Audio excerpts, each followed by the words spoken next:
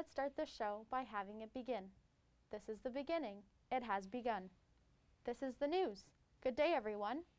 The first issue I'm going to discuss is the issue that is the first issue. Our municipal election happened earlier today, where it was discovered a serious case of voter fraud took place.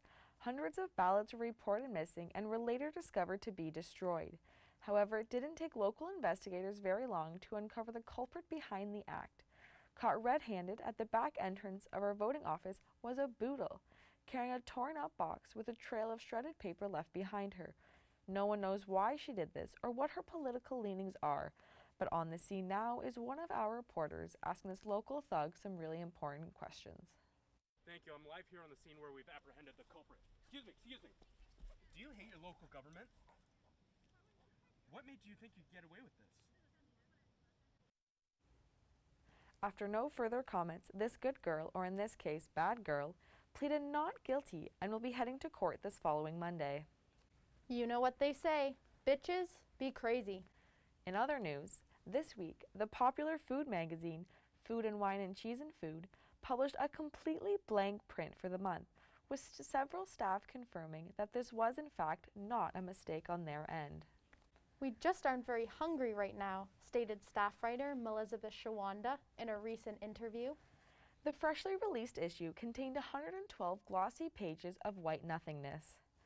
I don't know, we had some stuff sort of in mind, but then I had a bagel before I started working, and then nothing sounded good after that, continued Portrait Manpower, one of their head columnists. We were going to do this really big feature with Gordon Ramsay on balsamic glazed steak rolls, and it was going to be on the cover and take up like another 8 pages with an in-depth interview. But we were all too full at the time, and Gordon was busy, so we just didn't want to bother with it, explained Lumpy Garfunkel, the head of food photography. Chessie Wisnich, lead food journalist, was quoted saying, "It was supposed to be made of grapes. Why was it so yucky? Why would I write about expired grape juice?" 8-year-old Chesty will be coming up on his 4th anniversary at Food and Wine and Cheese and Food magazine this fall. A visit to foodandwineandcheeseandfood.com confirms its website domain is no longer in use, and the page will redirect you immediately to the menu of Lone Star Texas Grill.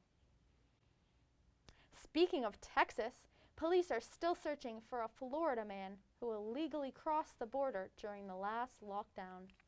Although his current whereabouts are unknown, he has been spotted many times committing various crimes in the area.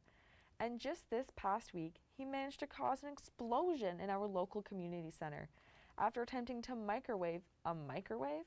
Here we see a witness of the scene making a statement to the press. Yeah, it was around 3 in the morning when it happened. I was absolutely devastated when I saw how he managed to fit that microwave into the other one. It should not have been possible.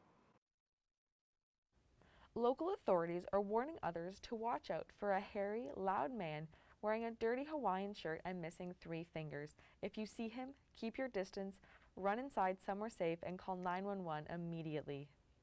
Make sure you tune in for follow-up information on the Florida man. We've reached the end of the newscast. This is the newscast at its end. We'll see you all again one day before the day after tomorrow. Good night, folks.